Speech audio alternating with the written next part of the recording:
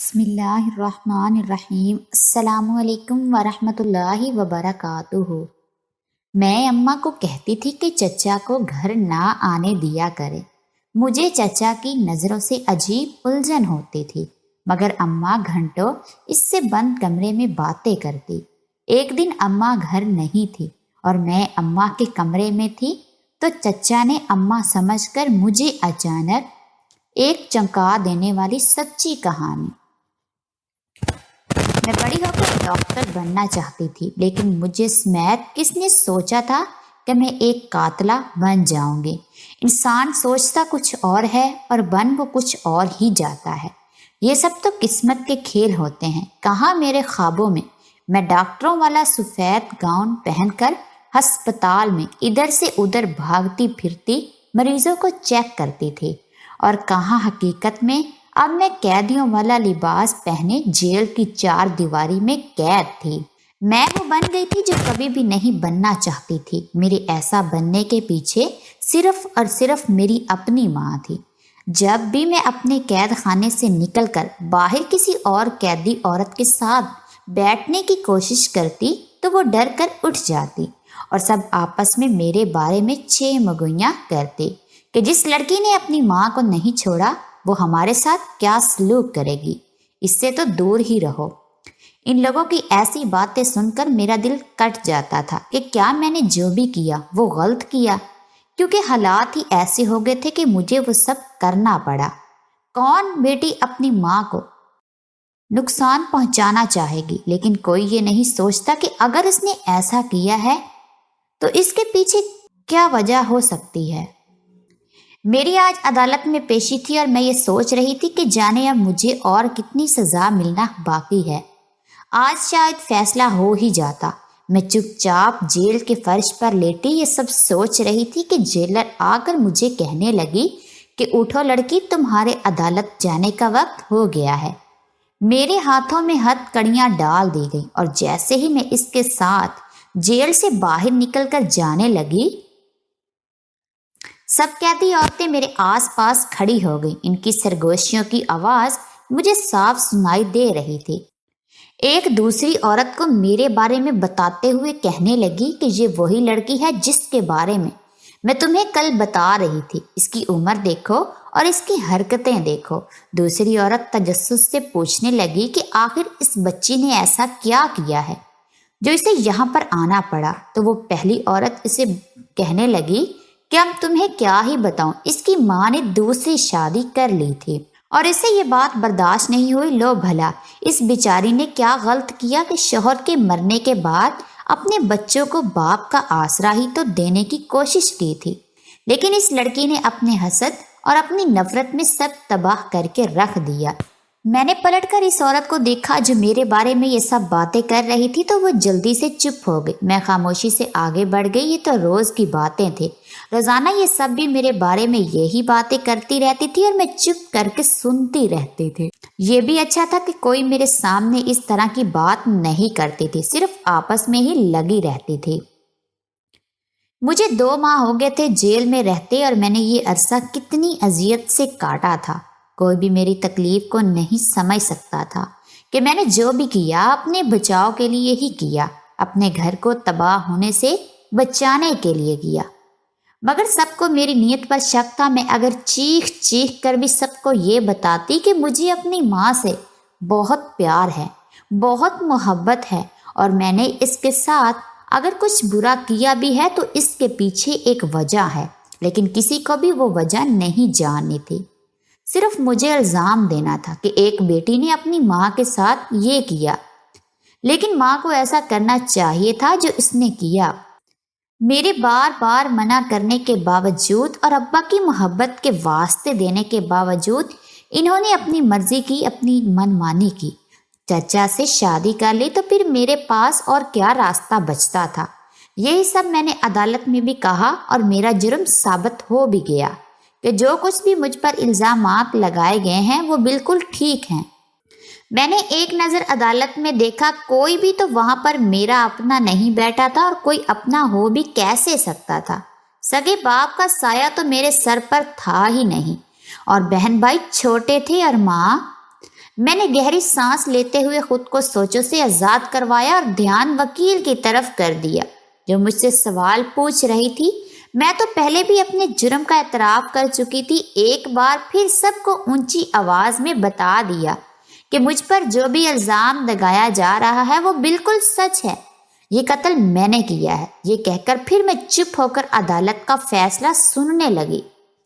جج کہہ رہی تھی کہ تمام ثبوتوں اور گواہوں کو مد نظر رکھتے ہوئے عدالت یہ فیصلہ کرتی ہے کہ ملزمہ جویریہ نے چونکہ اپنے منہ سے بھی اپنا جرم کا اعتراف کر لیا ہے تو اس قتل کے الزام میں عدالت اس سے پہلے کہ جج صاحبہ اپنا فکرہ مکمل کرتی اچانک ہی دروازے پر ہلچل سی محسوس ہوئی اور کوئی بھاگتے ہوئے اندر آیا اور کہنے لگا کہ آپ جویریہ کو سزا نہیں دے سکتے کیونکہ جو الزام اس پر لگایا جا رہا ہے اس نے ایسا کیا ہی نہیں۔ میں نے چونک کر اندر آنے والی شخصیت کو دیکھا اور میں ایک دم سے ساکت رہ گئی۔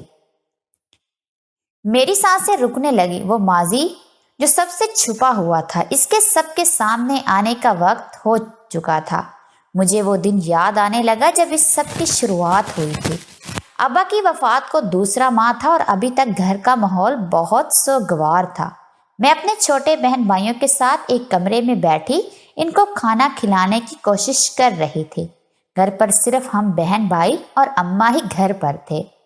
میری چھوٹی بہن کھانا ہی نہیں کھا رہی تھی، ابھی وہ صرف 4 سال کی تھی اور اسے یہ علم نہیں تھا کہ ہمارا باپ ہمیں ہمیشہ کے لیے چھوڑ کر جا چکا ہے۔ وہ بار بار روتے ہوئے مجھے کہہ رہی تھی کہ ابا کو بلاؤ، مجھے ان کے ہاتھ سے کھانا کھانا ہے۔ میں نے بہت کوشش کر لی کہ میں اسے کھانا کھلاؤں لیکن وہ کسی صورت بھی میرے قابو میں نہیں آ رہی تھی، تو میں نے سوچا کہ جا کر اماں کو ہی کہتی ہوں کہ آپ خود ہی اسے کھانا کھلا دیں۔ اس نے صبح سے کچھ نہیں کھایا۔ میں سوچتے ہوئے ماں کے کمرے میں آ گئی مگر دروازہ کھولتے ہی حیرت کا دھچکا لگا کہ اماں تو کمرے میں تھی ہی نہیں۔ میں سوچنے لگی کہ وہ اس وقت کہاں پر جا سکتی ہیں، پورے گھر میں بھی ان کو دیکھ لیا لیکن وہ کہیں نہیں تھی۔ کافی دیر میں اماں کا انتظار کرتی رہی، یہاں تک کہ پورا گھنٹہ ہو گیا اور مجھے تشویش ہونے لگی کہ سب ٹھیک ہو۔ اچانک مجھے خیال آیا کہ کہیں میری اماں قبرستان نہ چلی گئی ہو۔ قبرستان کون سا گھر سے دور تھا، سامنے کی 2 گلیاں چھوڑ کر ہی تو سڑک پار کرتے ہی قبرستان تھا۔ میں نے اپنے سے چھوٹی بہن کو دروازے کی کنڈی لگانے کو کہا اور خود ماں کو ڈھونڈنے باہر نکل آئی۔ مجھے پکا یقین تھا کہ ہو نہ ہو وہ ابا کی قبر پر ہی ہوں گی، لیکن وہاں پر بھی جا کر دیکھا تو اماں کہیں نہیں تھی۔ اب تو میری پریشانی بہت زیادہ ہو چکی تھی۔ جب میں گھر واپس آ رہی تھی تو میں نے اماں کو چچا کے گھر سے نکلتے ہوئے دیکھا۔ اماں مجھے اپنے سامنے دیکھ کر ایک دم سے سٹپٹا گئی اور گھبراتے ہوئے پوچھنے لگی کہ میں گھر سے باہر کیوں آئی ہوں؟ تو میں نے انہیں غور سے دیکھتے ہوئے کہا، میں تمہیں ڈھونڈنے آئی تھی، تم یہاں پر کیا کر رہی تھی؟ تو اماں کہنے لگی کہ میں نے کیا کرنا تھا، گھر میں کھانے کے لیے پیسے نہیں تھے تو تیرے چاچا سے ادھار ہی مانگنے آئی تھی۔ کہہ کر تیز تیز قدموں سے وہ میرے آگے چلتے ہوئے گھر آ گئی۔ میں نے ناگواری سے چاچا کے گھر کی طرف دیکھا اور اماں کے پیچھے پیچھے ہی آ گئی۔ میں اسے کہنا چاہتی تھی کہ چاچا سے ادھار کیوں مانگا، لیکن موقع کا خیال کرتے ہوئے میں خاموش رہی کہ گھر میں میت ہوئی ہے اور ایسے میں اماں سے بات کرنا ٹھیک نہیں۔ اگلے دن صبح صبح میری آنکھ کھلی تو اماں ہم سب بہن بھائیوں کا سامان پیک کر رہی تھی۔ میں نے حیرانی سے پوچھا کہ ہم کہاں پر جا رہے ہیں؟ تو کہنے لگی کہ جب تک میری عدت ختم نہیں ہوتی ہم تمہارے چاچا کے گھر پر جا کر رہیں گے۔ اب ہمارے سر پر کوئی آسرا تو ہے ہی نہیں، تو میں باہر نہیں نکل سکتی تھی، ایسے میں تم لوگوں کی ضروریات کا خیال رکھنا بھی تو ضروری ہے، اس لیے تمہارے چاچا نے کہا کہ میں بچوں کو لے کر ان کے گھر آ جاؤں۔ یہ سن کر میں بہت زیادہ پریشان ہو گئی تھی کیونکہ مجھے اپنے چاچا بالکل بھی پسند نہیں تھے۔ مجھے ان کی نظروں سے عجیب سا خوف اور الجھن محسوس ہوتی تھی۔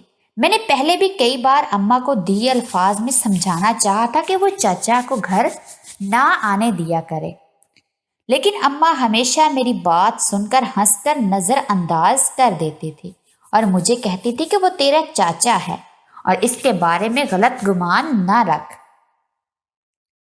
اور اب تو ابا کی وفات کے بعد ہمارے سارے کاموں میں وہی آگے آگے تھے۔ چاچا کی اپنی بیوی سے پچھلے 2 ماہ سے ناراضگی چل رہی تھی اور چاچی میکے میں تھی، تب سے وہ اکیلے ہی تھے۔ میں اگرچہ 15 سال کی تھی اور مجھے اماں نہ سمجھ خیال کرتی تھی، لیکن میں اتنا تو ضرور جانتی تھی کہ چاچا کے گھر میں جا کر رہنا ہمارے لیے کسی بھی صورت ٹھیک نہیں ہے۔ لوگ باتیں بنائیں گے تو اماں کہنے لگی کہ تم لوگوں کی فکر مت کرو، میں نے گاؤں سے تمہاری دادی کی ایک رشتہ دار خاتون کو بلا لیا ہے، وہ بھی ہمارے ساتھ وہیں پر رہے گی۔ گھر میں ایک بزرگ کی موجودگی سے لوگوں کو باتیں بنانے کا موقع نہیں ملے گا۔ مجھے اماں کی بالکل سمجھ نہیں آ رہی تھی، مجھے ایسا بار بار کیوں محسوس ہو رہا تھا کہ انہیں چاچا کے گھر جانے کی بہت جلدی ہے۔ وہ تو ایسے خوشی سے اور جوش و خروش سے ان کے گھر جانے کی پیکنگ کر رہی تھی کہ جیسے ہم کہیں پر چھٹی منانے جا رہے ہوں۔ جیسے ہی ہم سب تیار ہو کر گھر سے باہر نکلنے لگے تو اماں کو کوئی فون کال آئی، جسے سن کر وہ چپ ہو کر رہ گئی۔ مجھے کہنے لگی اب ہمیں تمہارے چاچا کے گھر پر جانے کی ضرورت نہیں ہے، اور غصے سے کہہ کر اندر چلی گئی۔ مجھے بہت حیرانی ہوئی کہ خیر ہو، اماں کو ایسی کیا کال آئی جس کی وجہ سے ان کا سارا پلان ہی کینسل ہو گیا۔ میں نے چوری چوری اماں کا موبائل فون دیکھا تو اس پر چاچی کا نام لکھا ہوا نظر آ رہا تھا۔ کچھ دیر تو میں سوچتی رہی کہ چاچی نے آخر میری اماں کو کال کیوں کی ہوگی، لیکن پھر ایک دم سے ہی میں بھاگتے ہوئے چاچا کے گھر پر گئی تو میرے اندازوں کی تصدیق ہو گئی، چاچی واپس آ چکی تھی۔ مجھے اپنی چاچی کو گھر واپس آتے دیکھ کر بہت خوشی ہوئی کہ ان کی صلح ہو گئی ہے۔ اب کم سے کم کھانا کھانے کے بہانے یا کسی اور وجہ سے چاچا ہمارے گھر تو نہیں آئیں گے۔ چاچی مجھے اپنے سامنے دیکھ کر بہت خوش ہوئی، وہ بڑی اچھی خاتون تھی، اس کا رویہ ہمیشہ سے ہی مجھ سے بڑا اچھا رہا تھا۔ مجھے گلے سے لگاتے ہوئے میرے باپ کا افسوس کر کے کہنے لگی کہ جو ہو گیا سو ہو گیا، لیکن اب اپنے آس پاس پر خصوصی نظر رکھنا، تمہاری ذرا سی بھول چوک ایک بڑے طوفان کا پیش خیمہ ثابت ہو سکتی ہے، تمہیں اپنی آنکھیں کھلی رکھنی ہوں گی۔ میں چاچی کی باتیں سمجھ نہیں پائی کہ وہ کس بارے میں بات کر رہی ہے، لیکن میں اتنے میں ہی بہت خوش رہی تھی کہ وہ واپس آ گئی ہے۔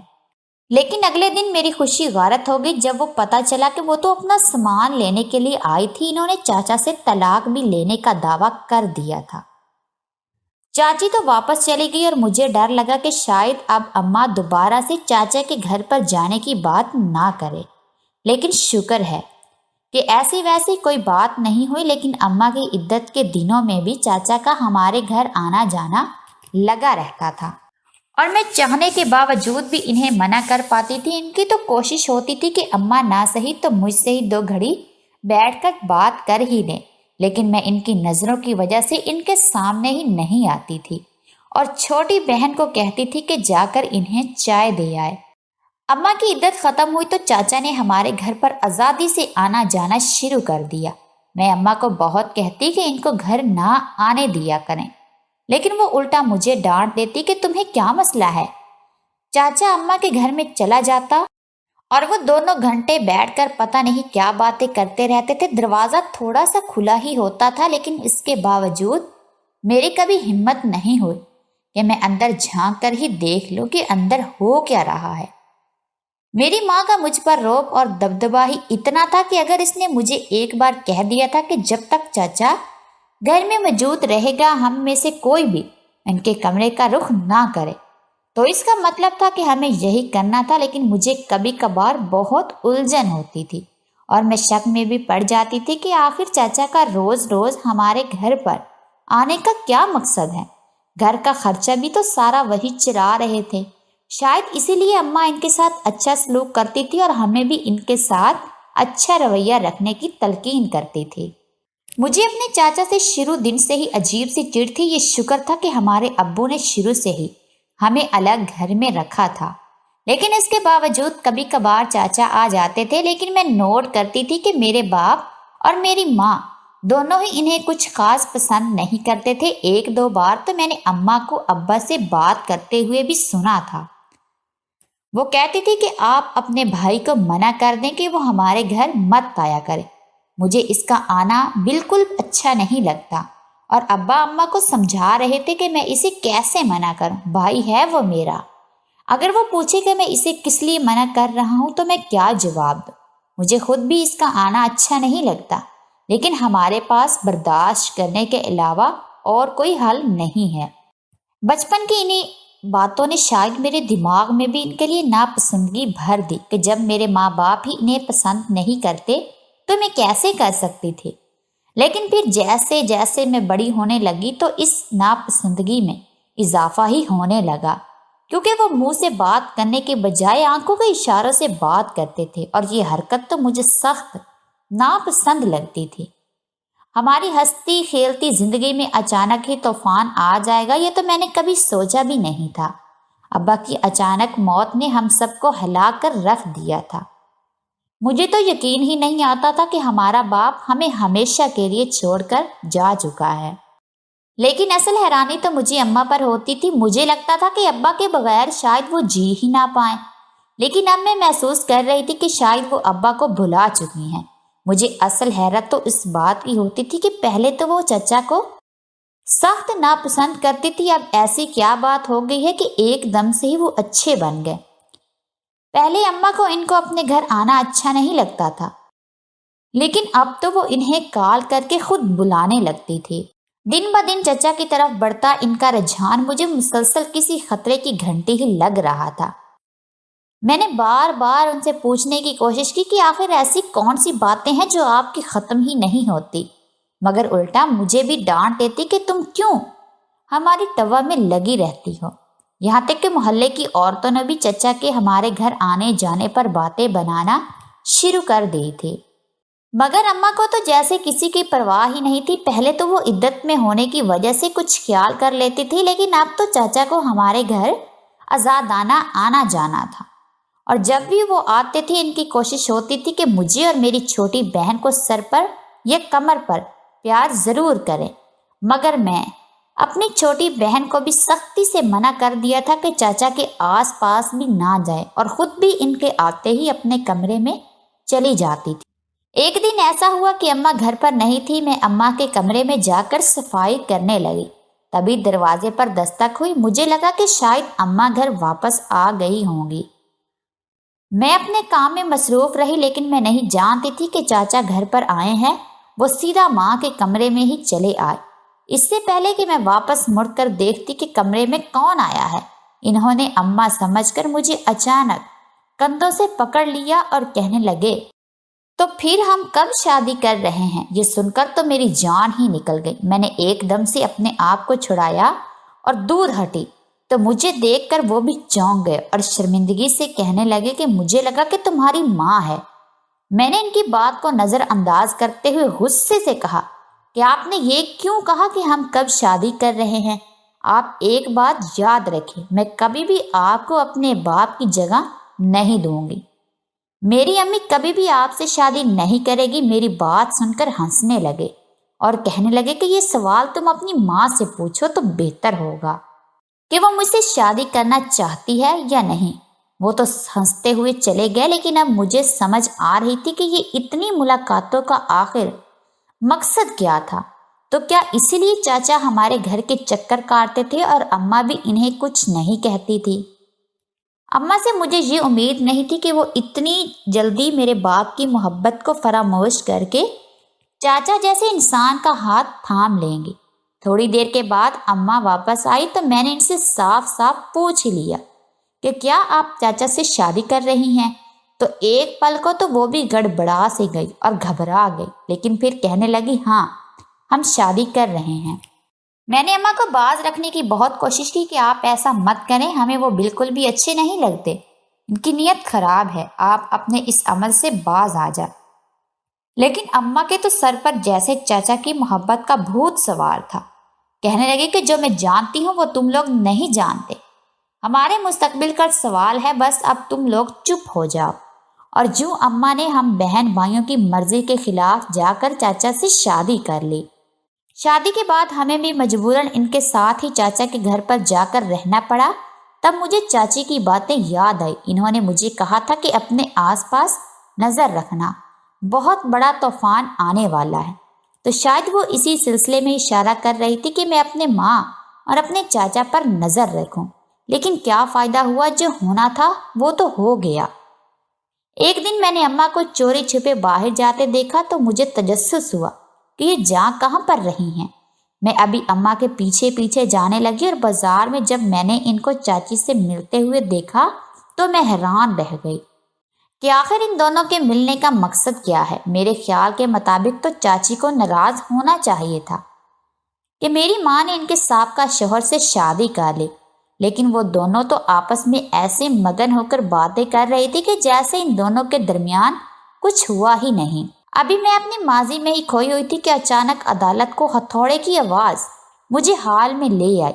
मैंने एक नज़र दरवाजे की जानिब देखा जहां पर इस वक्त मेरी माँ खड़ी थी और वो ये कह रही थी कि मेरी बेटी का कोई कसूर नहीं। अदालत ने कहा कि आपने जो भी कहना है वो आकर कटहरे में कहें। मैंने चिल्लाते हुए अम्मा से कहा कि आप घर वापस चली जाएं, मुझे बचाने की कोई ज़रूरत नहीं है। अगर आपको कुछ हो गया तो छोटे बहन भाइयों का और मेरा कोई सहारा नहीं रहेगा। आपको खुदा का वास्ता है, आप चली जाएं। अम्मा मेरी बातों को अनसुना करते हुए अदालत से कहने लगी कि मेरी बेटी ने कुछ नहीं किया है, ये जो भी किया है वो मैंने किया है। मेरे शौहर को उसने नहीं बल्कि मैंने कत्ल किया है। अम्मा की बात सुनकर तो हर तरफ सन्नाटा ही छा गया था। सबने बेयकीनी से हम दोनों माँ बेटी की तरफ देखा कि हम में से सच्चा कौन है और झूठा कौन। मैंने माँ के आगे हाथ जोड़ते हुए कहा कि आप क्यों झूठ बोल रही हैं, आप घर चली जाएं। मैंने जज साहिबा की तरफ देखते हुए कहा कि ये कत्ल मैंने किया है, मेरी माँ का कोई कसूर नहीं। मुझे अपने चाचा से सख्त नफरत थी, मैंने इन्हें बिल्कुल पसंद नहीं करती थी, इसलिए अपनी माँ की जिंदगी से इनको दूर करने के लिए मैंने खाने में जहर दे दिया। अम्मा कहने लगी कि बस अब तेरी कसम भी मुझ पर जरा असर नहीं करेगी, मैं तेरी जिंदगी खराब नहीं होने दे सकती। मैं बहुत घबरा गई थी कि ये राज तो किसी के सामने भी नहीं आना चाहिए था कि चाचा का कातिल किसने किया, लेकिन अम्मा सब कुछ बताने पर तुली हुई थी। अदालत के सामने मेरी माँ अपना बयान रिकॉर्ड करवाने लगी। कहने लगी मेरा दूसरा शौहर मेरा देवर था, तो मेरे शौहर का सुतेला भाई, लेकिन ये बात बहुत कम लोग जानते हैं। मेरे शौहर की शुरू से ही इससे नहीं बनती थी, इसलिए वो अलग रहते थे क्योंकि इसकी हरकतें हम सबको ही नापसंद थी। इसका बुरे लोगों के साथ उठना बैठना था। कौन सा ऐसा गलत काम था जो वो नहीं करता था? बस इसलिए मैं और मेरा शौहर नहीं चाहते थे कि वो हमारे घर आया जाया करे, लेकिन मेरे शौहर इसे साफ मना भी नहीं कर सकते थे, इसलिए हम चुपचाप बर्दाश्त करने पर मजबूर थे। मेरे पहले शौहर की वफात से कुछ दिनों पहले मैंने नोट करना शुरू किया कि वो आजकल थोड़े परेशान से लग रहे हैं। मैंने इनसे कई बार पूछा लेकिन वो हमेशा टाल जाते थे। फिर जब मैंने ज्यादा इसरार किया तो कहने लगे कि ये घर मैंने अपनी मेहनत की कमाई से बनाया है और अब मार्केट वैल्यू के लिहाज से इसकी कीमत करोड़ों में हो गई है, तो मेरा भाई अब इसमें हिस्सा मांग रहा है। हालांकि इसमें इसका हिस्सा बिल्कुल नहीं बनता, लेकिन इसके बड़े लोगों से ताल्लुकात हैं और वो मुसलसल मुझे धमका रहा है कि मैं इसके मकान में शिफ्ट हो जाऊं और ये घर इसे दे दूं, वरना बहुत बुरा होगा। मैं ये सुनकर बहुत डर गई थी क्योंकि मैं अपने देवर की सोहबत से अच्छी तरह से वाकिफ थी। इसका ताल्लुक जिन लोगों के साथ था वो हरगिज भी अच्छे नहीं थे और मैं नहीं चाहती थी कि इन लोगों की वजह से मेरे शौहर या हमें कोई नुकसान पहुंचे। इसलिए मैंने कहा कि हमें अपनी जान से ज्यादा कुछ भी अजीज नहीं होना चाहिए। आप ये घर इसे दे दे, लेकिन मेरे शौहर नहीं माने। फिर एक दिन कहने लगे कि मैंने अपने भाई से बात की है तो वो मान गया है, अब वो मुझे तंग नहीं करेगा। लेकिन इसके कुछ दिनों के बाद अचानक मेरे शौहर की हादसाती तौर पर मौत हो गई।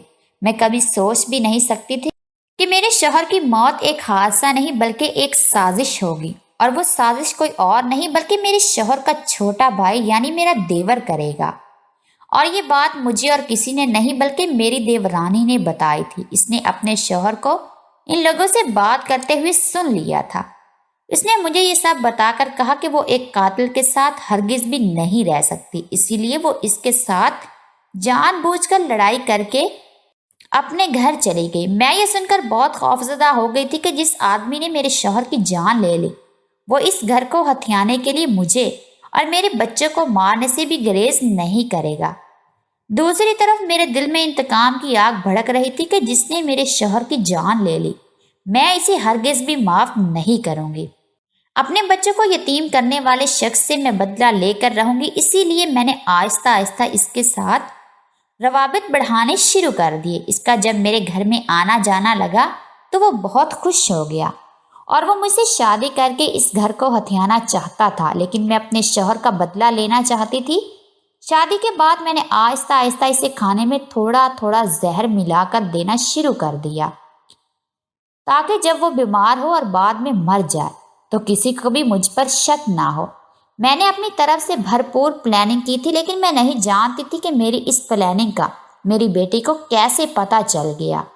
اور عین اس وقت جب میں اسے آخری زہر کی ڈوز دے رہی تھی تو اسی وقت یہ بھی وہاں پر آ گئی اور مجھ سے جھگڑنے لگی کہ میں نے اس سب کے بارے میں اسے پہلے کیوں نہیں بتایا۔ مجھے لگا تھا کہ شاید وہ مر چکا ہے، لیکن اس میں تھوڑی سی جان باقی تھی، اس لیے اس نے پولیس اور ایمبولینس کو فون کر کے بلا لیا۔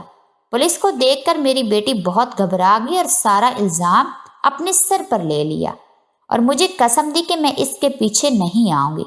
میرا تو تب ذہن ہی معاف ہو کر رہ گیا تھا۔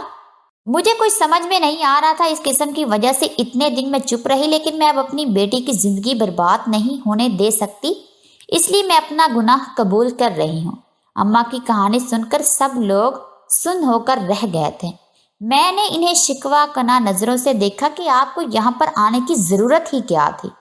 اس دن جب اماں چاچی سے بازار میں مل رہی تھی تو میں نے ان دونوں کی باتیں سن لی تھی۔ اماں اس کو بتا رہی تھی کہ کیسے وہ روزانہ تھوڑا تھوڑا زہر کھانے میں ملا کر چاچا کو دے رہی ہے۔ اماں کا ارادہ تھا کہ اگلے دن وہ اس کھیل کو ختم کر دیں گی اور ان کا بدلہ پورا ہو جائے گا۔ میں نے یہ ساری باتیں سن لی تھی اور میں بہت شاکڈ رہ گئی تھی کہ کیا اس مقصد کے لیے میری اماں نے شادی کی تھی۔ میں کتنی غلط تھی۔ میں سمجھتی تھی کہ شاید انہوں نے ابا کو دھوکہ دیا ہے، لیکن وہ تو میرے باپ کا انتقام لے رہی تھی۔ میری چچی کو بھی اس بات کا پورا علم تھا، بلکہ وہ بھی اماں کے ساتھ ہی ملی ہوئی تھی، کیونکہ چاچا نے ان کی زندگی بھی اجیرن کر کے رکھ دی تھی۔ عدالت کے ذریعے وہ انہیں طلاق ہی نہیں دے رہے تھے، تو دونوں نے مل کر یہ پلان بنایا تھا جس سے دونوں کے مقاصد پورے ہو جاتے۔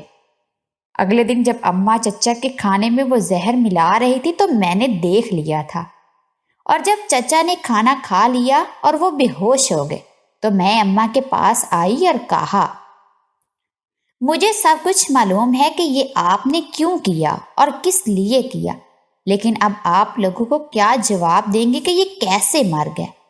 تو اماں کہنے لگی کہ میں کہہ دوں گی کہ اسے ہارٹ اٹیک ہو گیا تھا۔ پھر اماں مجھے بازو سے پکڑ کر اپنے ساتھ دوسرے کمرے میں لے آئی اور کہنے لگی کہ جب تک میں اس کی موت کا باقی رشتہ داروں کو بتا نہیں دیتی تم لوگ اس کمرے سے باہر مت نکلنا۔ اماں کا ارادہ تھا کہ تھوڑی دیر کے بعد سب کو فون کرنا شروع کرے گی کہ وہ مر چکا ہے، لیکن اسی وقت پولیس اور ایمبولینس آ گئی، لیکن دیر سے ہسپتال پہنچنے کی وجہ سے ان کی جان نہ بچ سکی اور وہ مر گیا۔ میں اپنی ماں کو جیل میں نہیں دیکھ سکتی تھی، اسی لیے میں نے یہ گناہ اپنے سر پر لے لیا، لیکن اب اماں نے آ کر سارا کام خراب کر دیا تھا۔ اسی وقت میری چاچی بھی عدالت میں آ گئی اور اس نے اپنے شوہر کے خلاف سارے ثبوت پیش کیے کہ وہ بالکل بھی اچھا انسان نہیں تھا، اس نے کئی لوگوں کے ساتھ غلط کیا تھا، کتنوں کی جان لی تھی، اور اگر وہ زندہ رہتا تو جانے اور کتنا برا کرتا۔ لیکن اس کے باوجود میری ماں کے جرم کو بھی تو عدالت معاف نہیں کر سکتی تھی، لیکن انہوں نے اتنا کیا کہ میری ماں کو 4 سال کی سزا دے دی۔ چاچی کو بھی اپنے شوہر سے ہمیشہ کے لیے نجات مل گئی۔ میری ماں جیل چلی گئی تو چاچی نے ہمارے ساتھ ہی رہنا شروع کر دیا۔ اماں کی رہائی کے بعد ہم سب نے مل کر اپنی ایک نئی زندگی شروع کی۔